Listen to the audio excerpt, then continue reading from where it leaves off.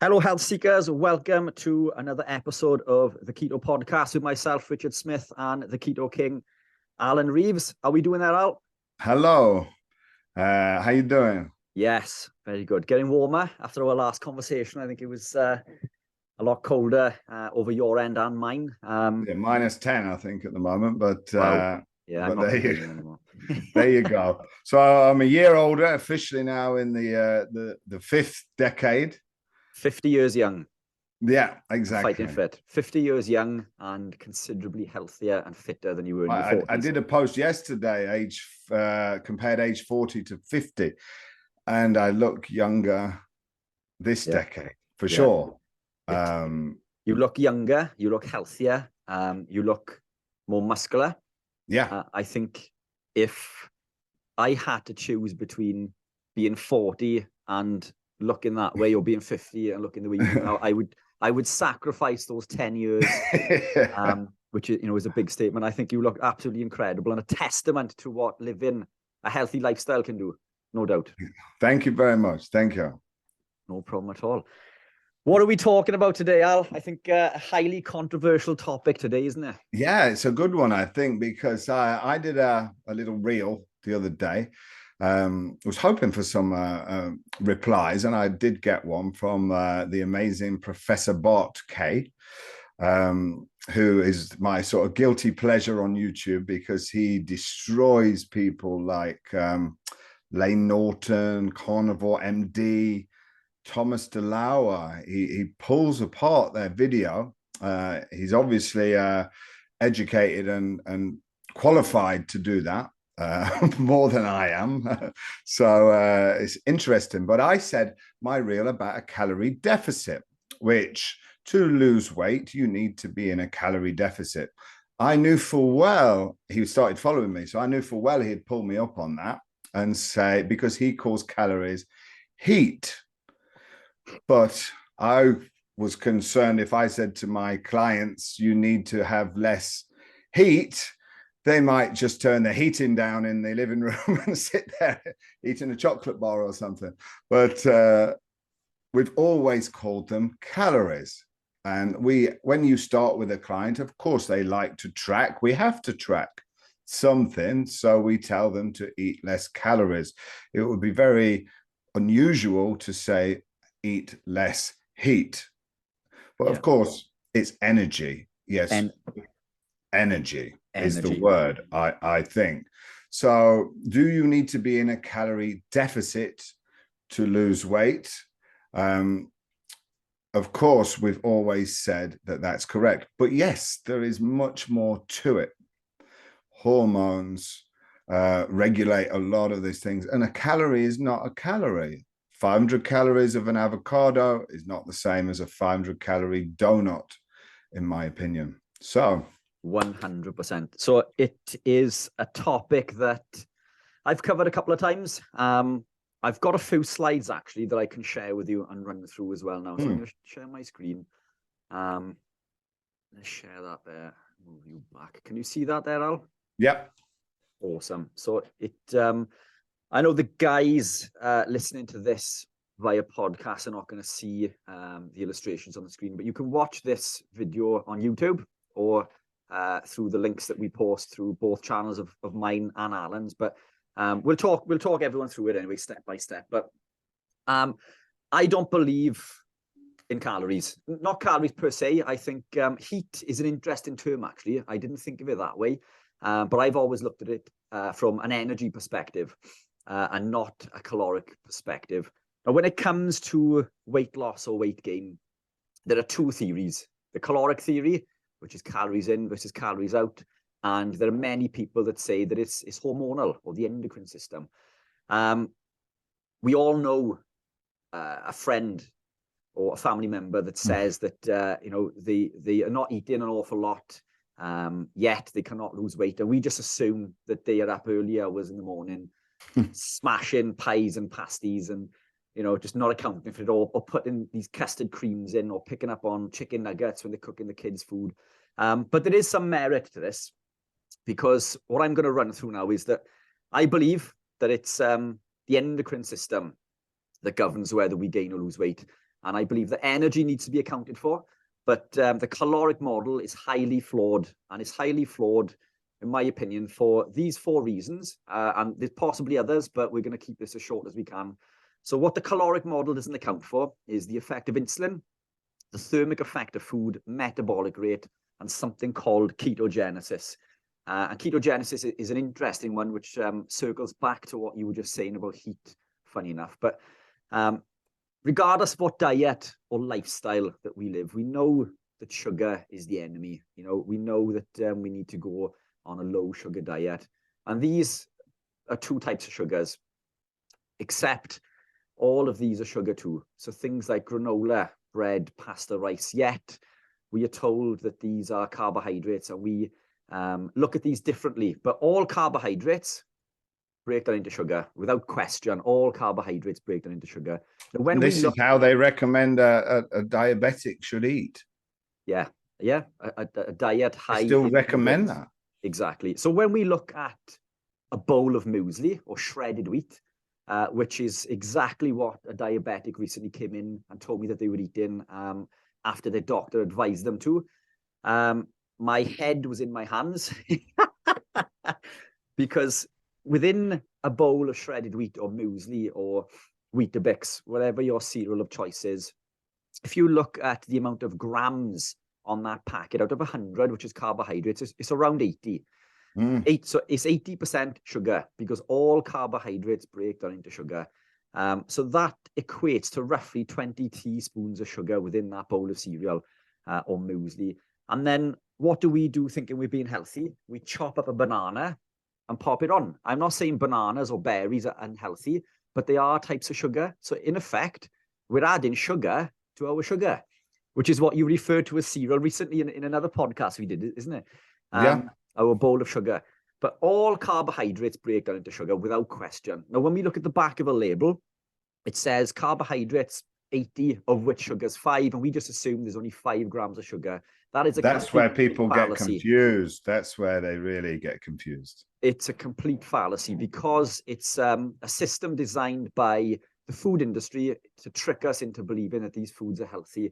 That of which sugars is of which sugars immediately, but all carbohydrates, sugar eventually. And this is the system that it goes through. So we consume these carbohydrates.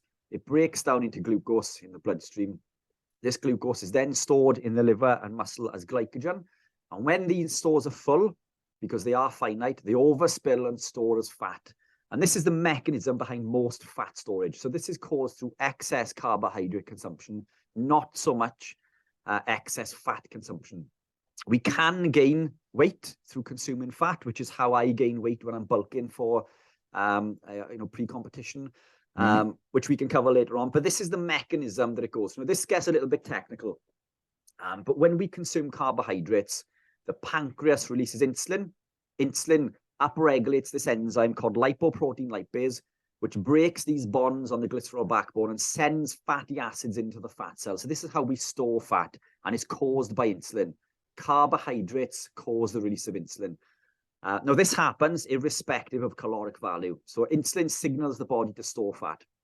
Now, for us to use this fat for fuel, we need another enzyme called hormone-sensitive lipase to break these bonds on the glycerol backbone and to allow fatty acids to diffuse into the bloodstream.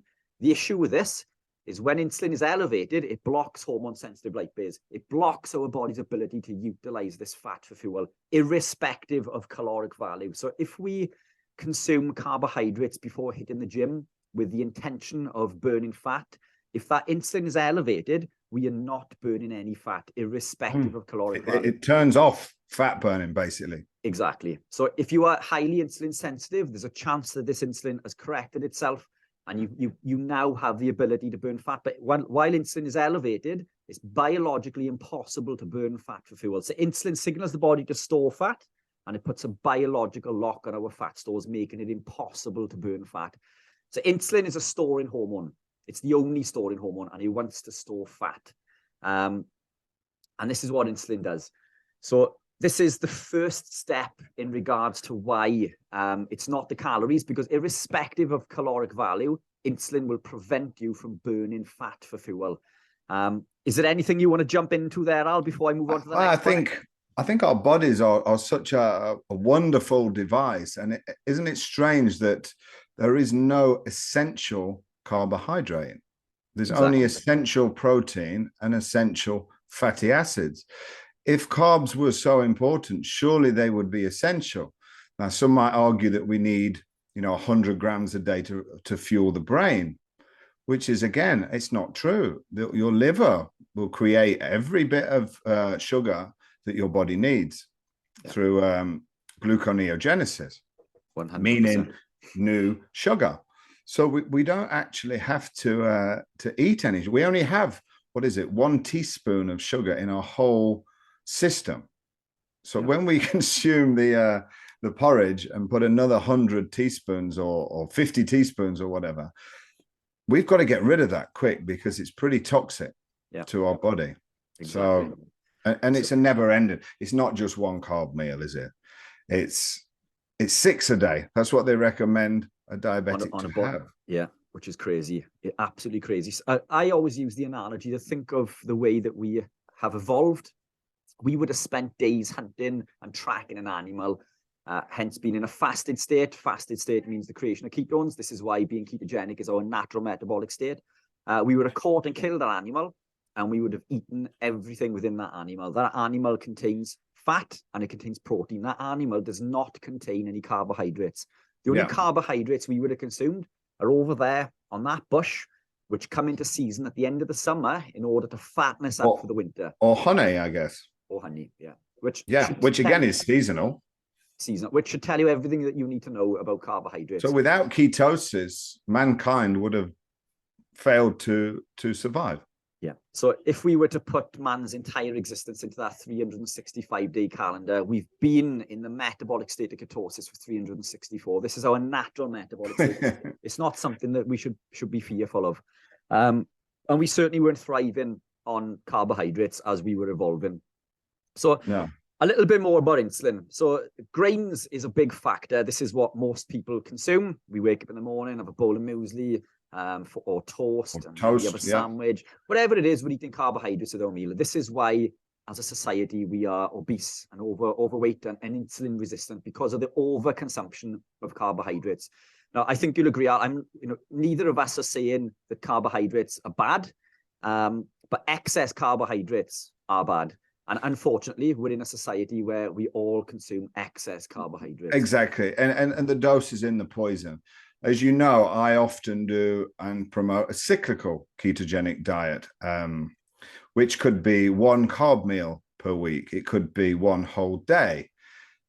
But that's a big difference to 7 days a week, 6 times a day of carbohydrates. You're still maybe only consuming 200 grams for the week, maybe 500. It's a massive difference than 300 every single day, 400 every single day. And again, the ones that eat the most carbohydrates don't eat enough protein, which is a fact. If they doubled their protein and half their carbs without being ketogenic, they would seriously transform their bodies and their health. Protein, just that simple method. Protein is the key. For sure. The most important macronutrient. So following on from insulin, this is vegetable or seed oil. Now, we are told that this is good for us. We're told that it's heart healthy, but it's not good for us and it's not heart healthy. This was invented originally as machine lubricant and has since found its way into modern diet. You can fuel your diesel car with vegetable and seed oils. I think it was Crispex, wasn't it, in 1911 or something like that I read. Yeah. So it's super detrimental. We wouldn't drive to the fuel pump and fill up a jerry can and come home and cook in diesel. So why are we cooking in this? These oils, which are extracted from seeds, this oil doesn't come out very easily. So it's extracted with toxic chemicals like hexane and often bleached with things like peroxide. Literally the bleach that we put on our hair. And this is what gives it the yellow color. And we need to do this to take away the rancid smell as well. But this stuff is toxic. It damages our liver. You can see that on YouTube if you Google, put it in there, how to make seed oil, and it's looks like a nuclear plant. It's really off-putting, and you should watch it. Yeah, for sure. And we'll see if we can find that. And we'll pop it in the link below on YouTube.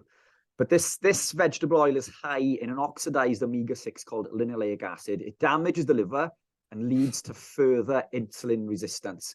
So coming back to that insulin resistance, while insulin is elevated, we are not burning fat for fuel. So we are constantly in fat storage mode, which is what this study highlights. So it shows that a high intake of omega-6 is associated with weight gain in both animal and human studies.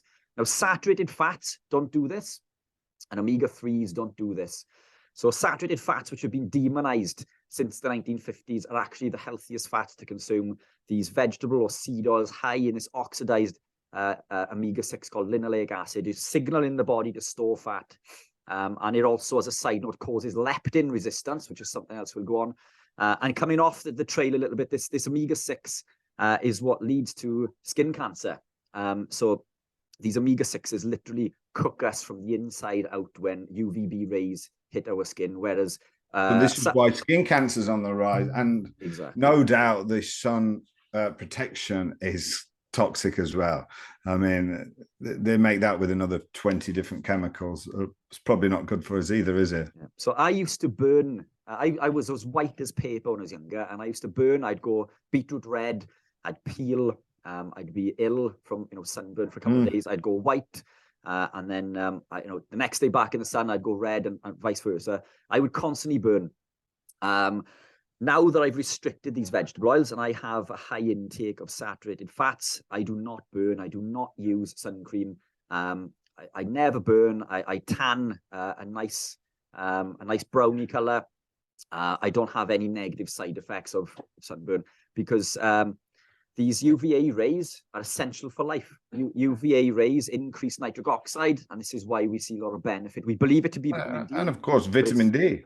Yeah, so vitamin D plays a massive role, but it's the UVA rays which increase in nitric oxide, which is where we see most of the benefits. And the vitamin D increase is a surrogate marker. So it has its benefits, but it's this increase from nitric oxide. But we've gone off track a little bit. Sorry, Al, I do get yeah. So about the calories, I mean, of course, as I said, with a client, we like to track, and the easiest way to explain it to them, because everybody knows what a calorie is, and they know that a piece of food has a certain amount of calories. They know they might not know how many calories, but if they're not losing weight, we want to reduce something. So what do we call it? So people call it calories. I refer to it as energy, as you just said. Others refer to it as heat, which is a fantastic term. But there's another thing that I like to track.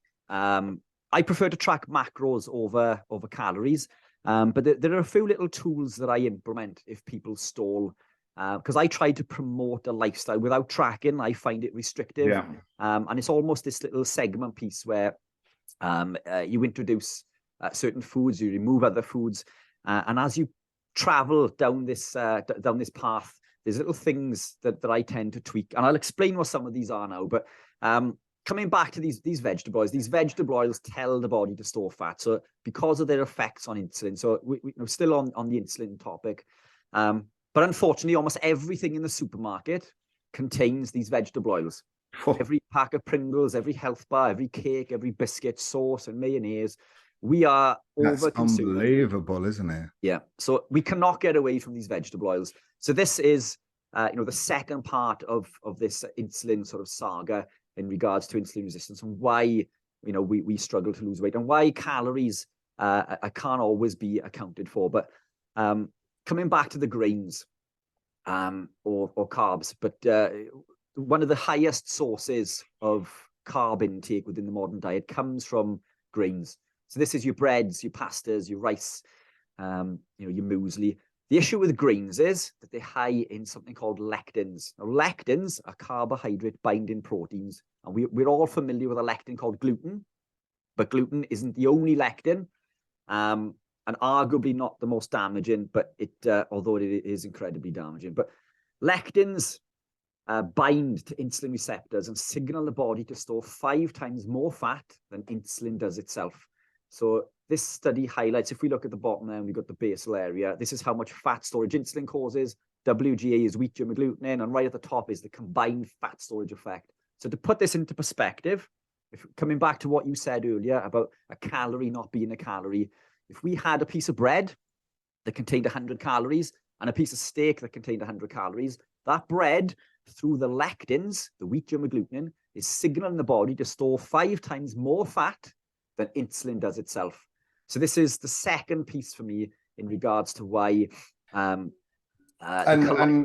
like Greg Doucet would be screaming at you now, saying, no, energy cannot be created or destroyed, the first law of thermodynamics. And then Bart would come in and say, no, that's not even the first law of thermodynamics. He has the correct explanation.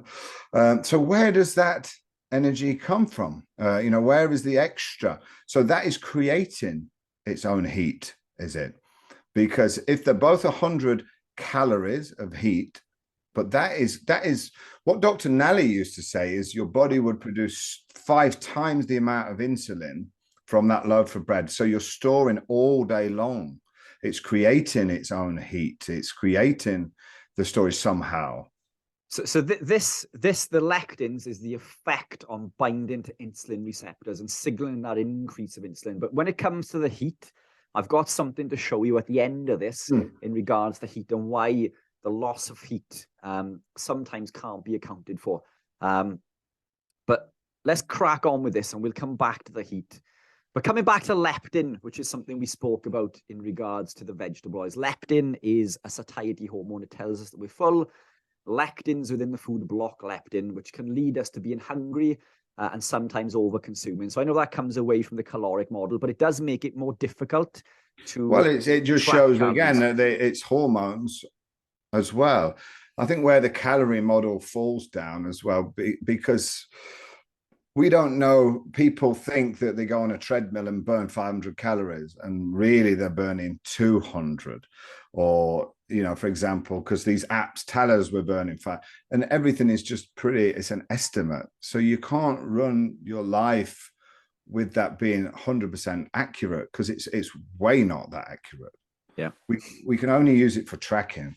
Yeah, for sure.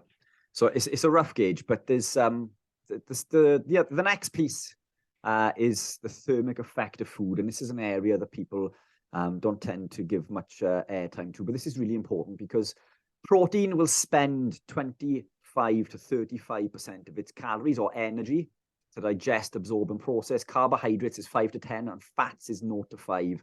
So if we take a look at the standard Eat Well plate, which is on the left, the standard Eat Well plate, which we're all told to consume to be fit and healthy, dominates carbohydrates. So 70 to 80% of the calories within that meal comes from carbohydrates. We're told to consume moderate amounts of protein, and we're generally told to avoid fats.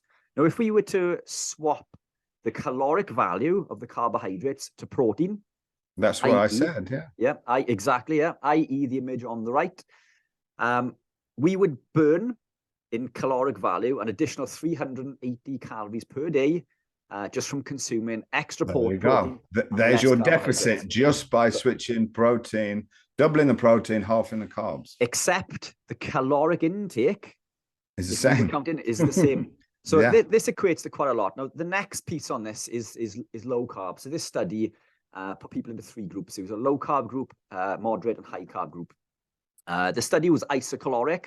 And what they found was that the difference in metabolic rate between the low carb group and the high carb group was to the sum of 278 calories per day. Now, if we were to believe what we are told, that 3,500 calories governs whether we gain or lose 1 pound of fat, I don't believe that to be correct. But let's play the caloric model of its own game. Excuse me. If we were to multiply that 278 by 365 days, that's 28 pounds within the year that we would lose if we were living a low carb lifestyle over a high carb lifestyle. So when people say it's all about the calories, well, this shows that going low carb increases metabolic rate. So now we've got the effect of insulin, we've got the thermic effect of food, and we've got this change in metabolic rate from going low carb to high carb. So all of these factors are accumulating to this presence now where we can over-consume calories and still manage to lose weight. And these are things that people are not accounting for. And the final piece of the puzzle is ketosis. And as we've explained many times previously, keto is not dangerous. This is a metabolic state. It's our natural metabolic state. It's the metabolic state we're born in, and it's the metabolic state that we've evolved in our entire existence. I'm just going to fast forward and see if I can find. So this is a piece that I've taken from Dr. Benjamin Bickman. I think we've mentioned. This is why breastfeeding is so important, because the powdered milk that they give to babies is just basically a protein drink full of sugar. Yeah, exactly. Yeah. So when babies are born, we're born in this metabolic state. We come into this world as, you know, the way that nature intended, and man manipulates this and changes us into sugar burners. Very strange. Anyway, so this is from Benjamin Bickman, and what Benjamin highlights is that our bodies have two types of fat, more than two, but predominantly two types. We have white fat, or white adipose tissue, and brown fat, or brown adipose tissue. White fat wants to store, and brown fat wants to burn. When we're born with brown fat, and as we age, the body accumulates this white fat. Now, the beauty of being low carb, or in a state of low insulin and elevated ketones, this increases the activity of something called uncoupling protein 1, or UCP1. Now, this signals our white adipose tissue to waste energy through heat. So coming back to what you were saying about heat, this allows us basically to signal our white fat, which wants to store, purely to waste energy. And that energy cannot be accounted for because we got no way to measure it. It's different with everybody in a ketogenic state.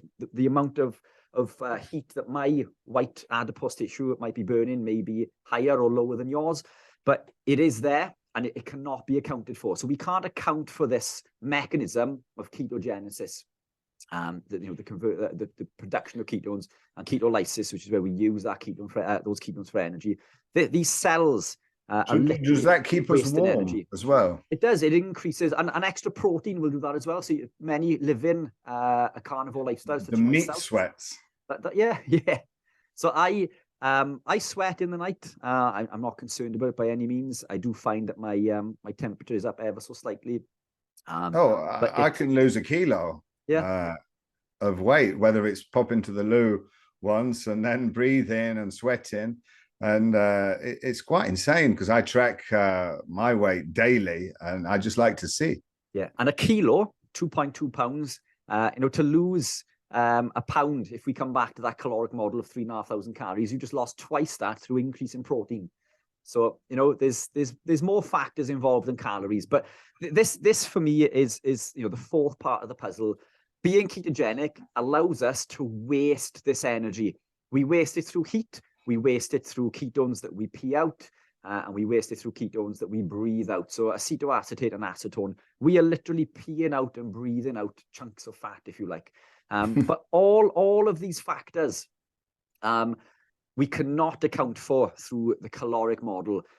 There's too many discrepancies in calories. And this is why I've said previously that I can consume up to 5,000 calories in a day and maintain my weight. I need to consume in excess of 5,000, close to 6,000 calories in order to gain weight.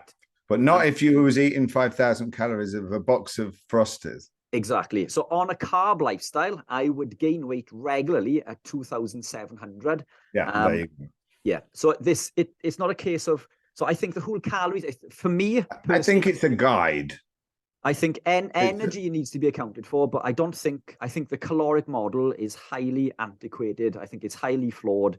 I think for people living a caloric deficit, you will lose weight, but why would you want to be in this deficit? We try to lose, we don't want to lose weight. We want to lose body fat. Yeah.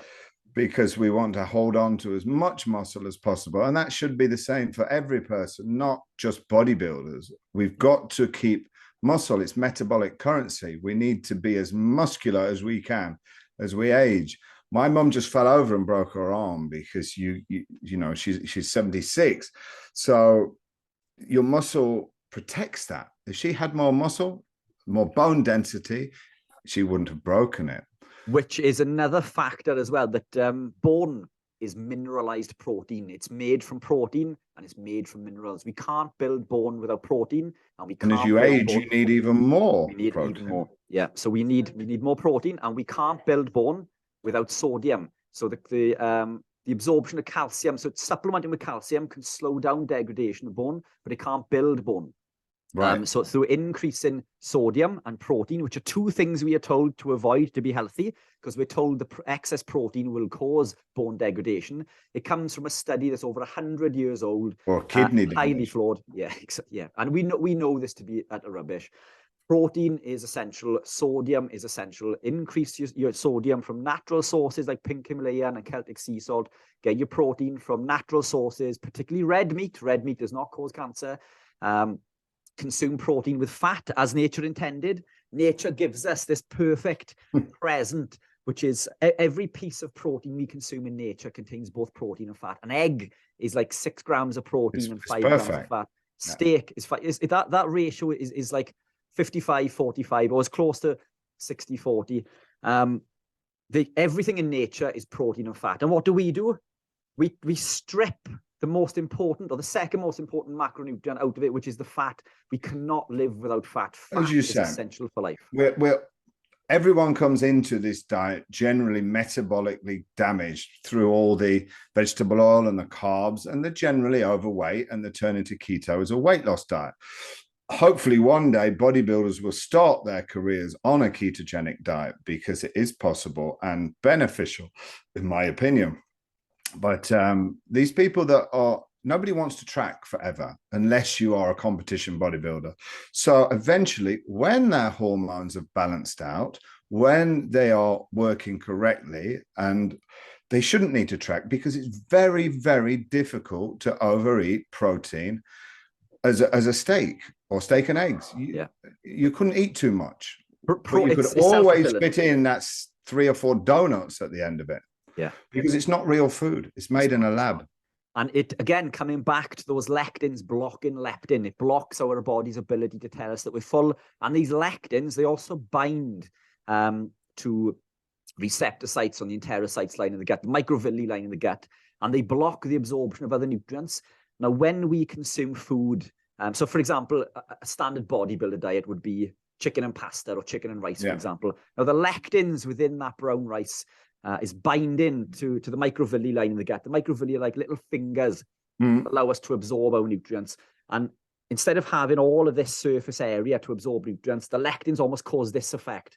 So when the lectins bind, they are causing the body, or the enabling the body, not to absorb as many of the nutrients. They're preventing the body from absorbing these nutrients. So if our body, so basically a standard bodybuilding diet is absolutely counterintuitive. You put in these carbohydrates in from these lectins, which are blocking the body's ability to absorb these important vitamins and minerals and these amino acids, which is preventing you from building and repairing. And it's also blocking leptin, which leads us to over-consuming. So we've just eaten this pasta and rice. We're absolutely starving. We need pure determination then not to go and eat something else, because our bodies is screaming to us saying, we are vitamin and mineral deficient. We need more food. And anyone that doesn't have that drive would cave in. And we've all been there. And we would go and smash the nearest thing that's going to give us that instant energy fix, which is usually a sugar. Yeah. Exactly. And I know you mentioned, I mean, I guess bodybuilders get one thing right. They consume enough protein for sure. Yeah. That's all they concentrate on. But they also get it from the wrong source as well. Yeah. I'm not saying they don't. Protein and fat builds muscle.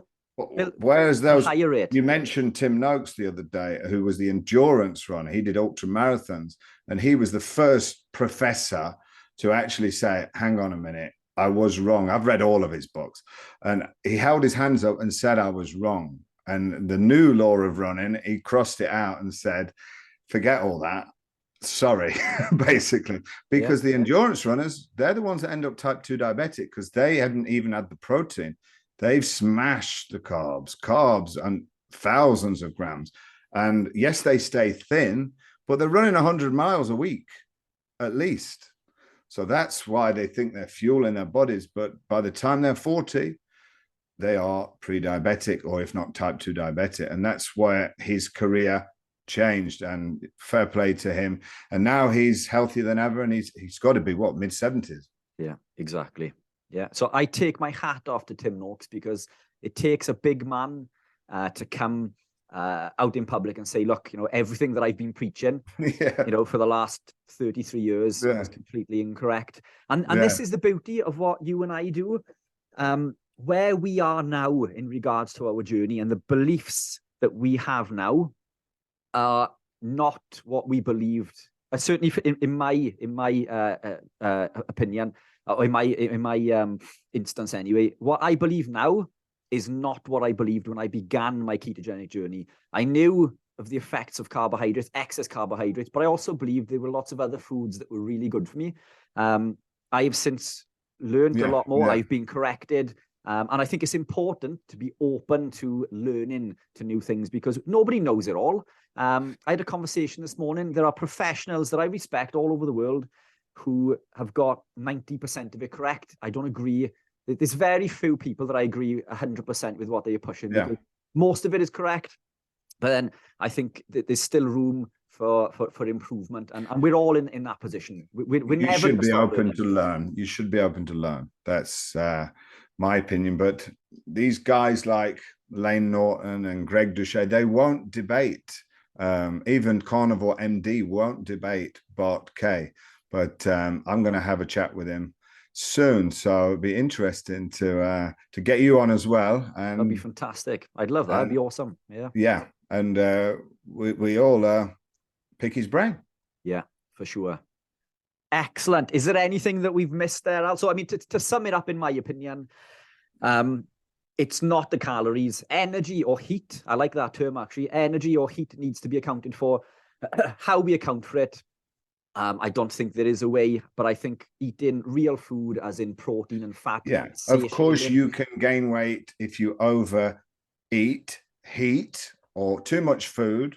You can gain weight, but it's more difficult to overeat with a nice juicy steak and eggs.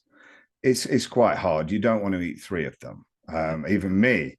But you can easily overeat highly processed, palatable food that's made in a laboratory. It's not food. It's not food, exactly. So this is about taking things back to real food.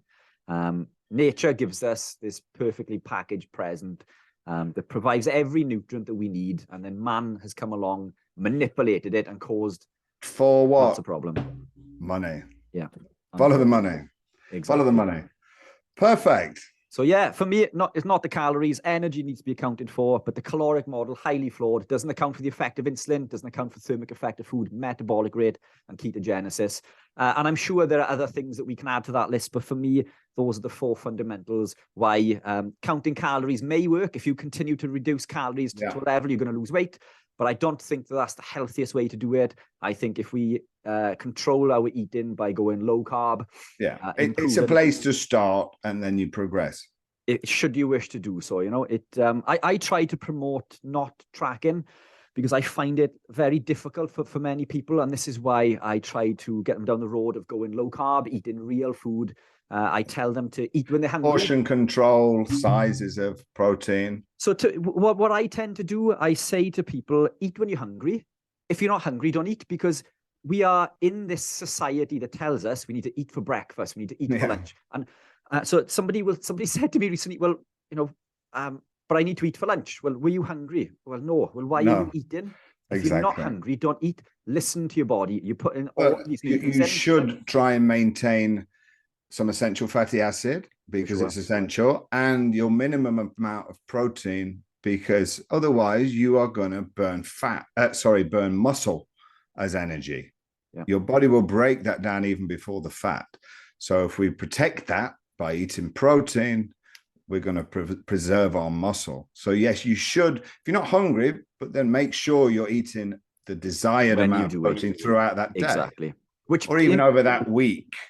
So that brings me on really quickly before we wrap it up is living OMAD, 1 meal a day. Many people are living 1 meal a day. I do that sometimes, but I make sure I hit my daily allowance of protein in that meal.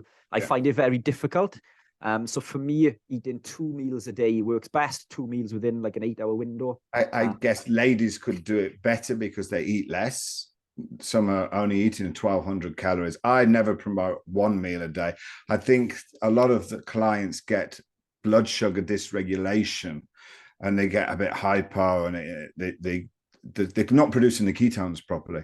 Yeah. So 2 meals is much, much better. 2 meals, I believe. And my opinion on the amount of protein for a man is at least 1 gram of protein per pound.